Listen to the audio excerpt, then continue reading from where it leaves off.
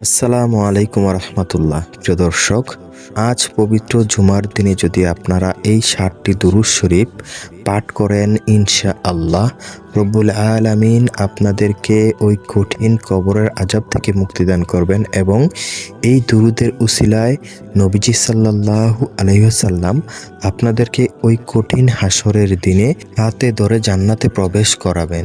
সুবহানাল্লাহ। প্রিয় দর্শক, চলুন ভিডিওটি শুরু করা যাক। আশা করি আপনারা ভিডিওটি না টেনে সম্পূর্ণ দেখবেন এবং কোন সেই 7টি দুরূদ শরীফ, যে 7টি দুরূদ শরীফ পাঠ করলে আপনাদের কবরের আযাব মাফ হয়ে যাবে এবং নবীজি সাল্লাল্লাহু আলাইহি সাল্লাম হাশরের ময়দানে আপনাদের জন্য সুপারিশ করবেন। চলুন আমরা বিস্তারিত ভিডিও থেকে জেনে নেই। নবীজি সাল্লাল্লাহু আলাইহি ওয়াসাল্লাম জুমার দিনকে অনেক গুরুত্ব দিয়েছেন। নবীজি সাল্লাল্লাহু আলাইহি ওয়াসাল্লাম বলেন, সপ্তাহের যে 7 দিন সূর্য উদিত হয় সেই দিনগুলো থেকে সর্বোত্তম দিন হচ্ছে জুমার দিন। প্রিয় দর্শক, এই জুমার দিনে হযরতে আদম আলাইহিস সালামকে আল্লাহ রাব্বুল আলামিন সৃষ্টি করেছেন এবং পৃথিবীতে প্রেরণ করেছেন। প্রিয় দর্শক, এই জুমার দিনে আল্লাহ রাব্বুল আলামিন কিয়ামত দান করবেন। নবীজি সাল্লাল্লাহু আলাইহি ওয়াসাল্লাম বলেন, জুমার দিনের অনেক মূল্য রয়েছে, তাই তোমরা ঈদের দিন যেভাবে গোসল করে পায়জামা পাগড়ি পরে শরীরে সুগন্ধ মেখে ঈদগাহে নামাজ পড়তে যাও, তেমনি জুমার দিনেও জুমার প্রস্তুতি নিয়ে গোসল করে তাড়াতাড়ি সবার আগে মসজিদে পৌঁছাও। প্রিয় দর্শক, নবীজি সাল্লাল্লাহু আলাইহি ওয়াসাল্লাম আরও বলেন, এই জুমার দিনে এমন একটি সময় রয়েছে যেই সময়ে যদি কোনো বান্দা যে কোনো দোয়া করে আল্লাহ তাআলার দরবারে, আল্লাহ তাআলা ওই দোয়া কখনো ফিরান না, ওই দোয়া সাথে সাথে কবুল করে নেন। প্রিয় দর্শক, আমরা ভিডিওর মাঝখানে জানতে পারবো শুক্রবার জুমার দিনে কোন সেই সময় যে সময় আমরা দোয়া করব এবং সেই দোয়া কবুল হয়ে যাবে। তো প্রিয় দর্শক, 1 নম্বরে যে দুরূদ শরীফের কথা বলতে যাচ্ছি সেই দুরূদ শরীফটি হলো আল্লাহুম্মা সাল্লি আলা মুহাম্মাদিন আবদিকা ওয়া রাসূলিকা ওয়া সাল্লি আলাল মুমিনিনা ওয়াল মুসলিমিনা। প্রিয় দর্শক, আমি আবারও বলছি, আপনারা একটু মনোযোগ সহকারে শুনুন। আল্লাহুম্মা সাল্লি আলা মুহাম্মাদিন আবদিকা ওয়া রাসূলিকা ওয়া সাল্লি আলাল মুমিনিনা ওয়াল মুসলিমিনা। প্রিয় দর্শক, এই দুরূদের নাম হচ্ছে দুরূদে আবরার। এই দুরূদ শরীফটির অর্থ হচ্ছে, হে আল্লাহ, আপনার বান্দা ও রাসূল মুহাম্মদ সাল্লাল্লাহু আলাইহি ওয়াসাল্লামের উপর রহমত বর্ষণ করুন এবং সব মুমিন ও মুসলমানদের উপর রহমত করুন। সহিহ ইবনে হিব্বান, হাদিস নং 903। প্রিয় দর্শক, আপনি যখন জুমার দিনে এই দুরূদ শরীফটি পাঠ করবেন তখন নবীজি সাল্লাল্লাহু আলাইহি ওয়াসাল্লামের উপর এই দুরূদ শরীফটি পাঠ করার ফলে আল্লাহ রাব্বুল আলামিন আপনাকে 10টি নেকি দান করবেন এবং আপনার আমলনামা থেকে 10টি গুনাহ মাফ করে দেবেন এবং আল্লাহ রাব্বুল আলামিনের আদালতে 10 ধাপ মর্যাদা বৃদ্ধি করে দেবেন।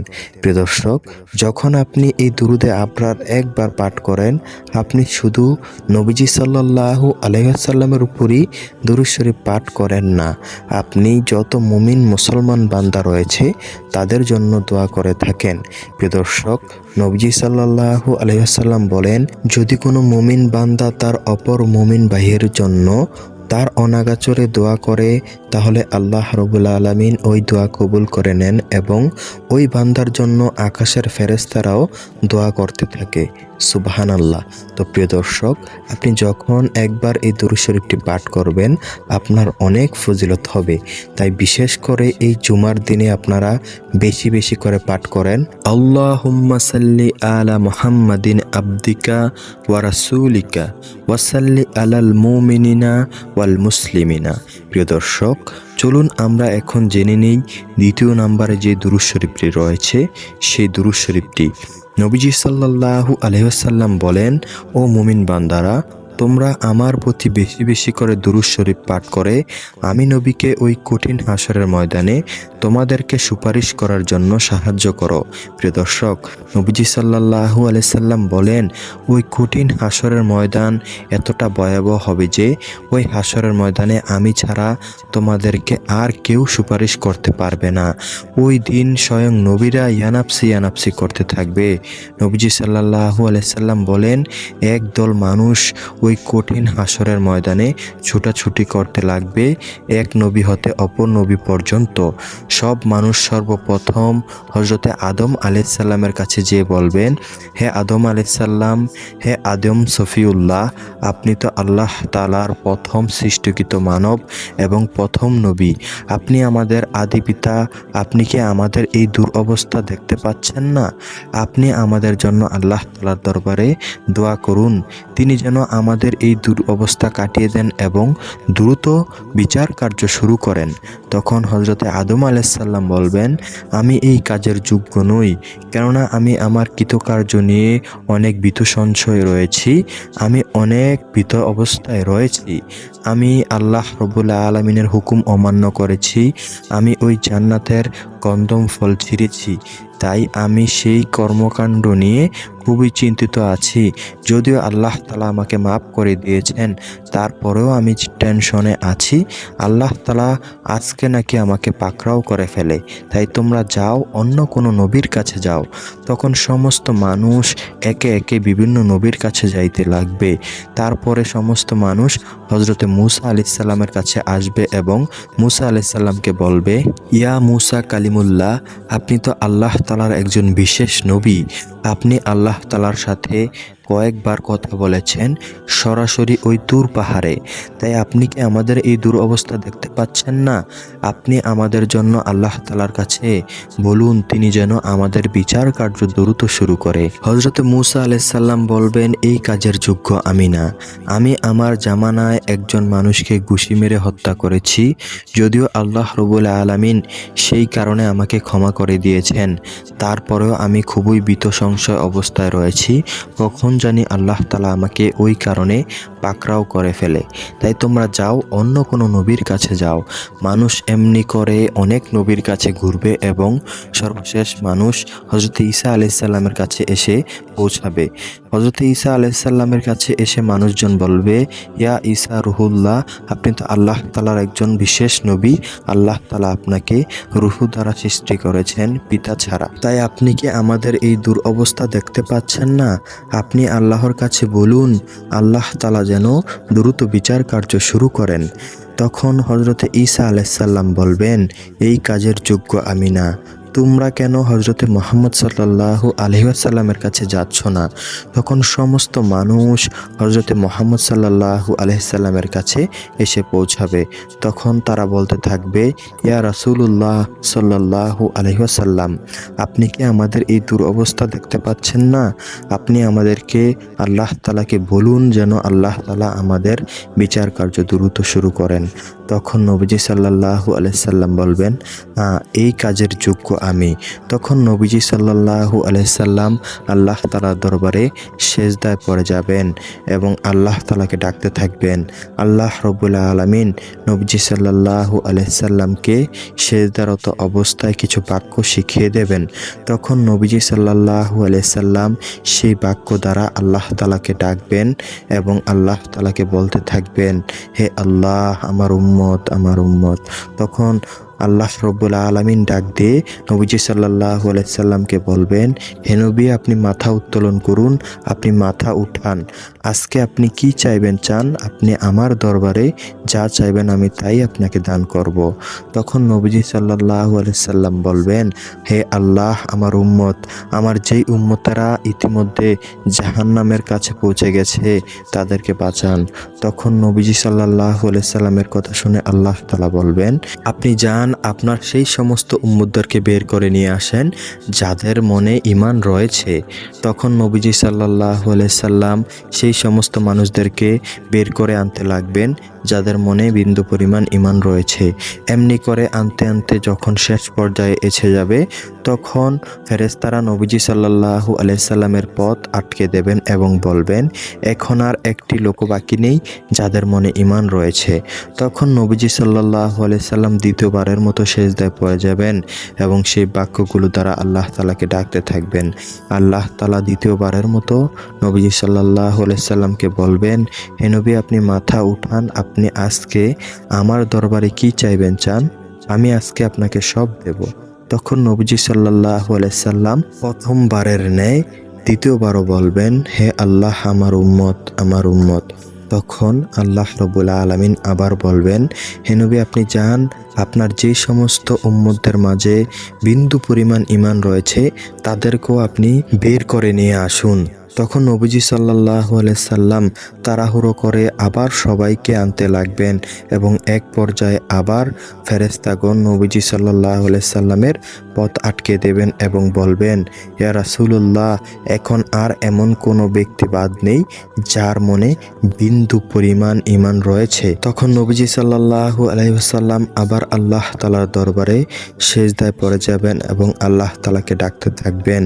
তৃতীয়বারের ন্যায় আল্লাহ রাব্বুল আলামিন নবীজি সাল্লাল্লাহু আলাইহি সাল্লামকে ডাক দিয়ে বলবেন, হে রাসূল আপনি মাথা উঠান, আপনি আজকে কি চাইবেন চান, আপনাকে আমি আজকে সব দান করব। নবীজি সাল্লাল্লাহু আলাইহি সাল্লাম তৃতীয়বারও তার উম্মতের কথা বলবে। তখন নবীজি সাল্লাল্লাহু আলাইহি সাল্লামকে আল্লাহ তাআলা ডাক দিয়ে বলবেন, হে নবী যান, যাদের মনে সরিষা দানা পরিমাণ ঈমান রয়েছে, ক্ষুদ্র বালিকণা পর্যন্ত ঈমান রয়েছে, তাদেরকে আপনি বের করে নিয়ে আসুন। তখন নবীজি সাল্লাল্লাহু আলাইহি সাল্লাম আবারও যান এবং সমস্ত মানুষদেরকে বের করে আনতে লাগলেন যাদের মনে ক্ষুদ্র বালি পরিমাণ ঈমান রয়েছে। এক পর্যায়ে আবার ফেরেশতারা পথ আটকিয়ে দেন এবং বলেন, এখন এমন কোনো আর বান্দাও বাকি নেই যাদের মনে বালুকণা পরিমাণ ঈমান রয়েছে, যাদের মনে বালুকণা পরিমাণ ঈমান রয়েছে। তখন নবীজি সাল্লাল্লাহু আলাইহি সাল্লাম অসহায় হয়ে আবারও চতুর্থবারের মতো আল্লাহ তাআলার দরবারে সিজদা দিবেন। তখন আল্লাহ তাআলা আবার ডাক দিয়ে বলবেন, হে নবী আপনি মাথা উঠান, আপনি কি চাইবেন চান, আজকে আপনাকে সবই দান করা হবে। প্রিয় দর্শক, সেই জায়গায় আমি আপনি থাকলে কি করতাম? আমরা যদি 4 বার সুযোগ পেতাম, আমরা বলতাম 3 বার তো উম্মতের জন্য চেয়েছি, একবার না হয় নিজের জন্য কিছু চেয়ে নেই। কিন্তু নবীজি সাল্লাল্লাহু আলাইহি সাল্লাম এমনটা করেননি। তিনি বললেন, হে আল্লাহ আমার উম্মত। চতুর্থবারের মতো আল্লাহ তাআলা বললেন, হে নবী আপনি যান, আপনার উম্মতদেরকে বের করে নিয়ে আসুন। যেই উম্মতেরা, যেই বান্দারা তার জীবদ্দশায় একবার বলেছে লা ইলাহা ইল্লাল্লাহ, তখন নবীজি সাল্লাল্লাহু আলাইহি সাল্লাম ওই সমস্ত মানুষদেরকে বের করে নিয়ে আসবেন যারা তার জীবদ্দশায় একবার পাঠ করেছে লা ইলাহা ইল্লাল্লাহ। তখন নবীজি সাল্লাল্লাহু আলাইহি সাল্লাম ওই সমস্ত মানুষদেরকে বের করে নিয়ে আসবেন। প্রিয় দর্শক, যখন আপনি নবীজি সাল্লাল্লাহু আলাইহি সাল্লামের প্রতি দুরূদ শরীফ পাঠ করবেন, একমাত্র তখনই নবীজি সাল্লাল্লাহু আলাইহি সাল্লামের সাথে আপনার মহব্বত সৃষ্টি হবে। যখন আপনি দুরূদ শরীফ বেশি বেশি করে পাঠ করবেন, নবীজি সাল্লাল্লাহু আলাইহি ওয়াসাল্লাম আপনার জন্যই সুপারিশ করবেন। প্রিয় দর্শক, একবার ভাবুন, যে বান্দা তার জীবদ্দশায় নবীজির প্রতি কোনো দুরূদ পাঠ করে না, তাকে নবীজি ওই কঠিন দিনে শাফায়াত করবেন, নাকি যে বান্দা সব সময় নবীজির প্রতি দুরূদ শরীফ পাঠ করতেন সাল্লাল্লাহু আলাইহি ওয়াসাল্লাম, তাকে ওই কঠিন দিনে পারাপার করবেন? অবশ্যই দুরূদ পড়া ব্যক্তিটিকেই নবীজি সাল্লাল্লাহু আলাইহি সাল্লাম ওই কঠিন দিনে পার করবেন। তো প্রিয় দর্শক, 2 নম্বরের দুরূদ শরীফটি হলো আসসালামু আলাইকা আইয়ুহান নাবিয়্যু ওয়া রাহমাতুল্লাহি ওয়া বারাকাতুহু। প্রিয় দর্শক, আমি আবারও বলছি, মনোযোগ সহকারে শুনুন। আসসালামু আলাইকা আইয়ুহান নাবিয়্যু ওয়া রাহমাতুল্লাহি ওয়া বারাকাতুহু। এই দুরূদ শরীফটির অর্থ হচ্ছে, হে নবী আপনার উপর শান্তি, আল্লাহর রহমত ও বরকত বর্ষিত হোক। সহিহ বুখারী হাদিস নং 831। প্রিয় দর্শক, এই দুরূদ শরীফের নাম হচ্ছে দুরুদে সালাম। যখন আপনারা এই দুরুদে সালাম একবার পাঠ করেন, নবীজি সাল্লাল্লাহু আলাইহি সাল্লামের দরবারে এই দুরূদ শরীফ নিয়ে একদল ফেরেশতা আছে যারা আপনার এই দুরূদ শরীফটি নবীজি সাল্লাল্লাহু আলাইহি সাল্লামের দরবারে নিয়ে পেশ করেন। নবীজি সাল্লাল্লাহু আলাইহি সাল্লামকে বলেন, ইয়া রাসূলুল্লাহ এই মুহূর্তে আপনার জন্য অমুক বান্দা দুরূদ শরীফ পাঠ করেছে, আপনি দুরুদে সালামের উত্তর দিন। তখন নবীজি সাল্লাল্লাহু আলাইহি সাল্লাম আপনার এই দুরুদে সালামের উত্তর দিয়ে থাকেন। সুবহানাল্লাহ। তাই প্রিয় দর্শক, পবিত্র জুমার দিনে আপনারা অবশ্যই এই গুরুত্বপূর্ণ দুরূদ শরীফটি বেশি বেশি করে পাঠ করবেন। আসসালামু আলাইকা আইয়ুহান নাবিয়্যু ওয়া রাহমাতুল্লাহি ওয়া বারাকাতুহু। তো প্রিয় দর্শক, এখন চলুন আমরা জেনে নেই তৃতীয় নাম্বারে যে দুরূদ শরীফটি রয়েছে সেই দুরূদ শরীফটি, তৃতীয় নাম্বারের দুরূদ শরীফটি হলো আল্লাহুম্মা সাল্লি আলা মুহাম্মাদিন ওয়াসাল্লিম। প্রিয় দর্শক, আমি আবারও বলছি, আপনারা মনোযোগ সহকারে শুনুন। আল্লাহুম্মা সাল্লি আলা মুহাম্মাদিন ওয়াসাল্লিম। এই দুরূদ শরীফের অর্থ হচ্ছে, হে আল্লাহ, মুহাম্মদ সাল্লাল্লাহু আলাইহি সাল্লামের উপর রহমত ও শান্তি বর্ষণ করুন। সুনানে তিরমিজি হাদিস নং 314। প্রিয় দর্শক, আপনি যখন পবিত্র জুমার দিনে এই দুরূদ শরীফটি একবার পাঠ করবেন, সাথে সাথে আপনাকে আল্লাহ রাব্বুল আলামিন 3টি পুরস্কার দান করবেন। 1 নাম্বার পুরস্কার হলো আপনার আমলনামা হতে 10টি গুনাহ মাফ করে দেবেন। 2 নাম্বার পুরস্কার হলো আপনার আমলনামায় 10টি রহমত দান করবেন। 3 নাম্বার পুরস্কার হলো আল্লাহ তাআলার আদালতে আপনার 10 ধাপ মর্যাদা বৃদ্ধি করে দেবেন। প্রিয় দর্শক, এই ছোট্ট দুরূদ শরীফটি যদি কেউ জুমার দিনে 1000 বার পাঠ করে, তাহলে তার আমলনামা হতে 10,000 গুনাহ মাফ করে দেওয়া হবে, তার আমলনামায় 10,000 রহমত দান করা হবে এবং আল্লাহ রাব্বুল আলামিনের আদালতে ওই বান্দার 10,000 ধাপ মর্যাদা বৃদ্ধি করে দেবেন। সুবহানাল্লাহ, আল্লাহু আকবার। তাই প্রিয় দর্শক, এই জুমার দিনে আপনারা বেশি বেশি করে এই ছোট্ট দুরূদ শরীফটি পাঠ করবেন, আল্লাহুম্মা সাল্লি আলা মুহাম্মাদিন ওয়াসাল্লিম। তো প্রিয় দর্শক, এখন চলুন আমরা জেনে নেই তৃতীয় নাম্বারে যে দুরূদ শরীফটি রয়েছে সেই দুরূদ শরীফটি, আল্লাহুম্মা সাল্লি আলা মুহাম্মাদিন নাবিয়্যিল উম্মি। প্রিয় দর্শক, আমি আবারও বলছি, একটু ভালো করে শুনুন। আল্লাহুম্মা সাল্লি আলা মুহাম্মাদিন নাবিয়্যিল উম্মি। এই দুরূদ শরীফটির অর্থ হচ্ছে, হে আল্লাহ, উম্মি নবী মুহাম্মদ সাল্লাল্লাহু আলাইহি সাল্লামের উপর রহমত বর্ষণ করুন। প্রিয় দর্শক, এই দুরূদ শরীফেরও অনেক মূল্য রয়েছে, তাই আপনারা অবশ্যই বেশি বেশি করে এই দুরূদ শরীফটি পাঠ করবেন, আল্লাহুম্মা সাল্লি আলা মুহাম্মাদিন নাবিয়্যিল উম্মি। অবশ্যই আপনাদের মনের আশা আল্লাহ তাআলা পূরণ করবেন। নবীজি সাল্লাল্লাহু আলাইহি সাল্লাম বলেন, ওই কঠিন কবরে এত ভয়াবহ আযাব যে দুনিয়ার মানুষ যদি তা দেখে তা কখনোই সহ্য করতে পারবে না, তারা বেহুশ হয়ে যাবে। প্রিয় দর্শক, নবীজি সাল্লাল্লাহু আলাইহি সাল্লাম বলেন, যখন কোনো বদকার বান্দা মৃত্যুবরণ করেন এবং ওই গহীন কবরে তাকে দাফন করানো হয়, তখন তাকে আল্লাহ রাব্বুল আলামিনের তরফ হতে 2 জন ফেরেশতা এসে হাজির হয় এবং তাকে উঠিয়ে বসায়। তাদের নাম হচ্ছে মুনকার ও নাকির। তারা এসে তাকে সওয়াল জবাব করতে থাকে। সর্বপ্রথম তাকে 3টি প্রশ্ন করা হয়, তার উত্তর সে একটু দিতে পারে না। তাকে প্রশ্ন করা হয়, তোমার রব কে? সে বলে, আমি কিছুই জানি না। তাকে প্রশ্ন করা হয়, তোমার দিন কি? সে বলে, আমি কিছুই জানি না।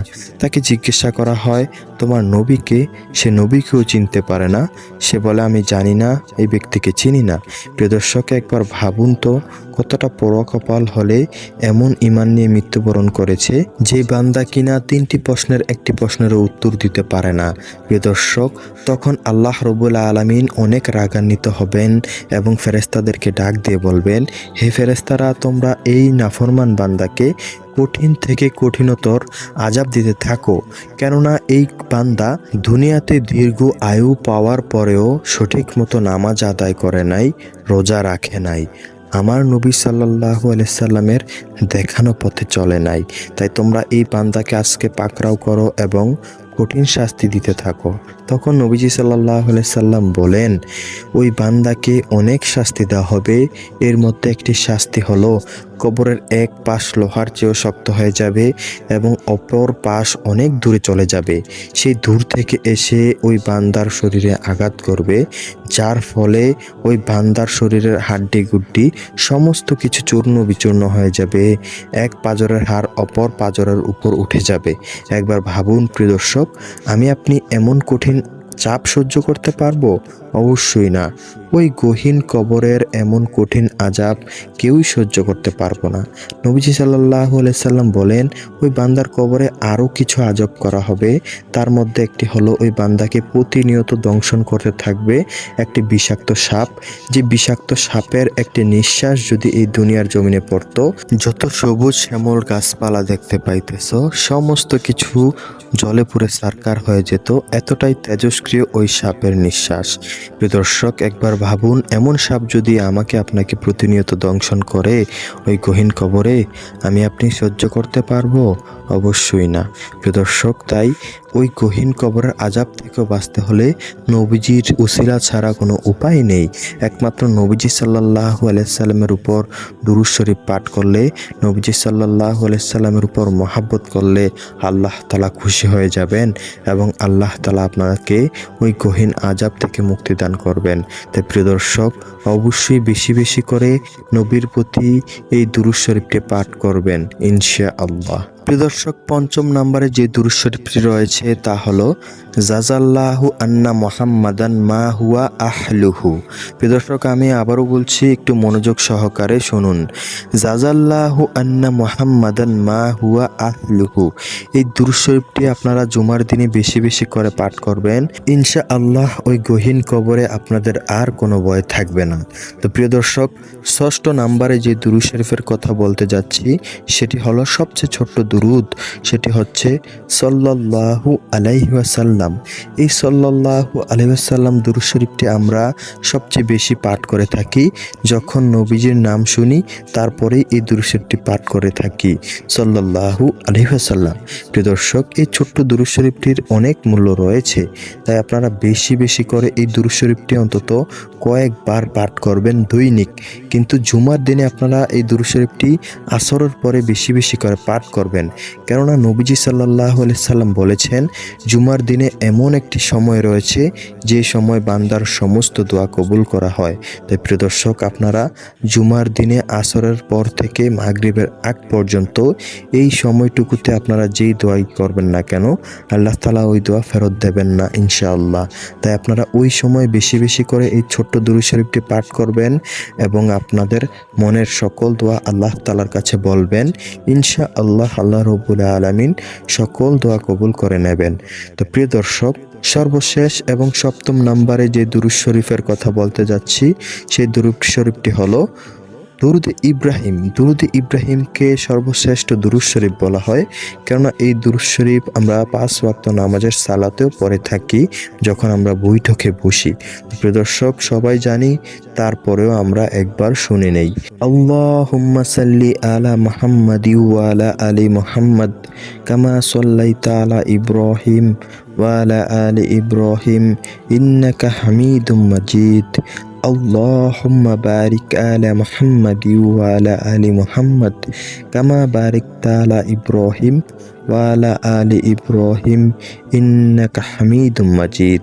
প্রিয় দর্শক, এই দুরূদ শরীফের অর্থ হচ্ছে, হে আল্লাহ, আপনি হযরত মুহাম্মদ রাসূলুল্লাহ সাল্লাল্লাহু আলাইহি সাল্লামের উপর এবং তার পরিবারবর্গের উপর রহমত দান করেন, যেমনি করে হযরত ইব্রাহিম আলাইহিস সালাম এবং তার পরিবারবর্গের উপর রহমত নাজিল করেছিলেন।